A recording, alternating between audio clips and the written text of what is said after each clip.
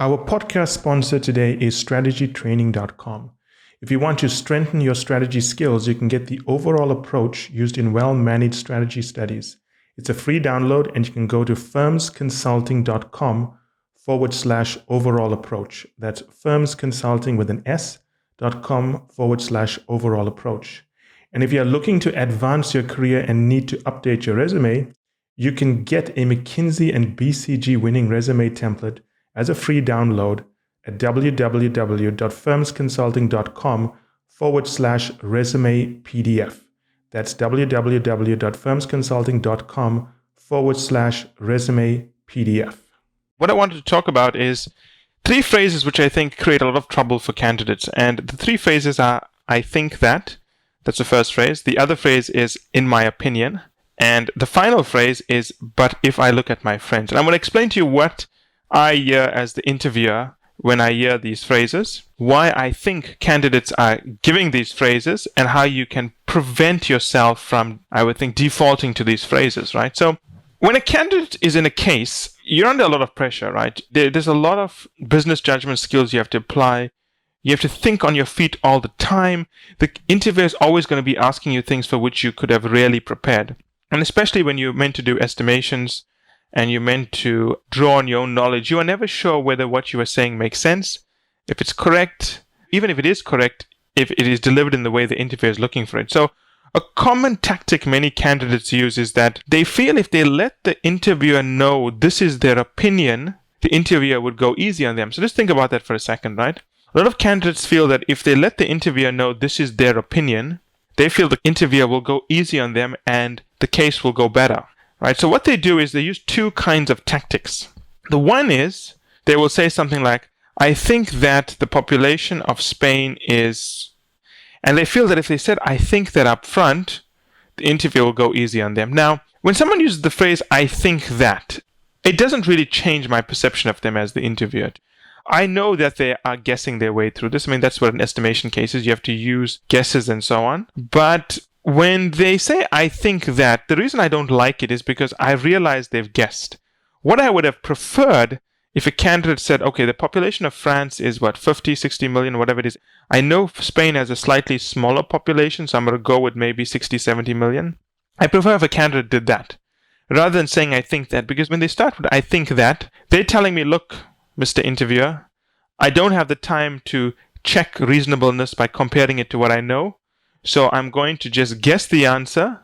And when I say I think that, I want you to know I guessed the answer, so don't go hard on me. It doesn't change the way I go on the candidate. If I feel the candidate hasn't used reasonableness, which means guessing the population of Spain relative to information they already know about other countries, I'm still going to go hard on them. But when they say I think that, I don't really get upset with the candidate. I more feel a little bit sad for the candidate because the candidate is not being difficult. He or she is simply signaling to me that they don't know how to get to the answer by comparing it to information they already know. And that's an important skill, right? Even when people ask me questions about certain things, I may not know the answer, but I will think about things I already know and draw conclusions from that. And when someone says, I think that, I know they don't have that skill, they're not defensive about it, and I feel a little bit sad for them, right? So when someone says, I think that, all other things being equal, I would pity the candidate a little bit. So that's not such a bad statement, but the problem is that even though I may not be upset with the candidate, I will not necessarily respond to them in a more positive way. I'll most likely fail them. Let's put it that way. Now, the defensive version of I think that is in my opinion. And this is a very interesting phrase because I've seen that many times. A candidate will say, in my opinion, and they'll emphasize the my, or they'll say it at the beginning of a statement, in my opinion, I believe the answer is, or they'll give me the answer and say something like, well, the answer is 3 phones per household, and I think that makes sense, in my opinion. Now, the problem with in my opinion is it's a defensive statement, right? When you're saying in my opinion, I can almost in my head visualize this candidate picking up the US Constitution, referring to one of the amendments and saying, the Constitution defends my right to an opinion, so I'm not wrong. Now, when I hear in my opinion, it's a defensive tactic. I actually become irritated with the candidate because basically what they're telling me is that this is the answer I came up, and in my opinion, it's right, and my opinion is defended by the Constitution, so you cannot attack it. And that's when I decide to attack it, obviously. You tell someone not to do something, it's exactly what they're going to do. Never tell an interviewer, in your opinion, this is correct. As an interviewer, I don't care about someone's opinion. I'm not interested in their opinion. In fact, if you are highlighting this is your opinion, I really don't care about it, right? I want to know how you reasonably arrived at this answer by looking at things you already know. But when you're telling me, in my opinion, you're basically telling me this is the answer you came up with. You maybe didn't do the reasonable check so well, but you are proud of it and you don't think it can be attacked because it's your opinion. I have news for candidates. It can definitely be attacked if it's your opinion. And if you become defensive about it by saying, in my opinion, more or less, you will be attacked. Now, of course, there are times when these phrases are used when they are not defensive. When someone says, in my opinion, there are rare moments, and I would admit they are rare when they're not being defensive, but those moments exist, and I can pretty much pick it out by knowing the personality of the interviewer. But when someone says, in my opinion, and depending on whether they emphasize the my or how they use it in the statement, I know they're being defensive. And when a candidate is being defensive about some of the business judgments or estimations they make, I will attack those points. I will dig in and I'll see, okay, why are you saying in my opinion? Why is it important if it's your opinion? We're not worried about that, right? So don't say in my opinion is my advice to you. We all know it's your opinion, right? What else is it going to be? You don't have a reference book next to you that you can give a credit for, a citation for. So it's always in your opinion. So you don't have to say it.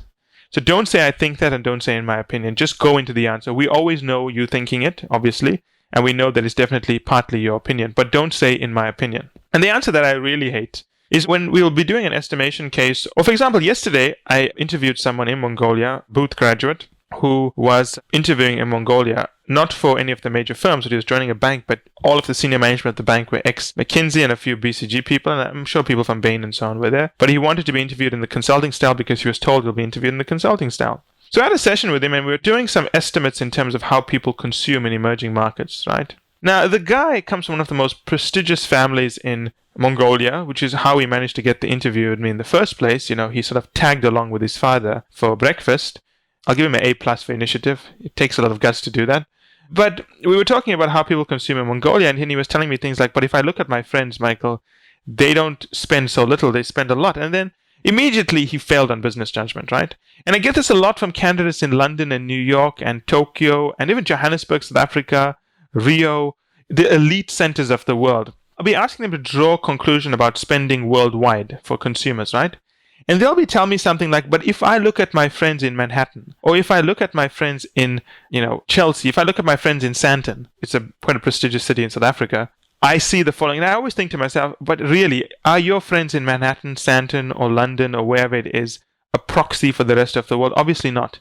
So the first in my head, when someone says, but if I look at my friends and their network is one of the most wealthiest communities in the world, I always ask myself, how weak is this person's judgment? How in the world can they draw conclusions about expenditure for the rest of the world when the average salary for the rest of the world must be somewhere between $20,000 to $30,000, right?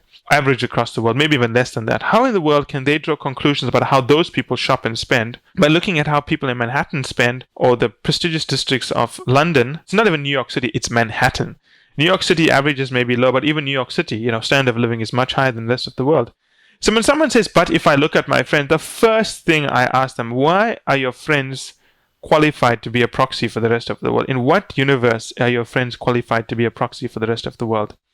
So when you think about using these three phrases, I think that, in my opinion, but if I look at my friends, automatically know you're putting up a red flag and the interviewer is the bull and he's going to come after you. If you use the phrase, I think that, imagine it's a yellow flag, it's going to prick his ears up, maybe get him a little bit excited, but he may not come after you. So my advice is don't use those phrases. If you want to signal to the interviewer it is your opinion, you're not sure of the information, don't say, I think that, and in my opinion. Just tell the interviewer, well, I don't know the answer exactly, so I'm going to do some comparison amongst information I know to arrive at the answer. That's fine.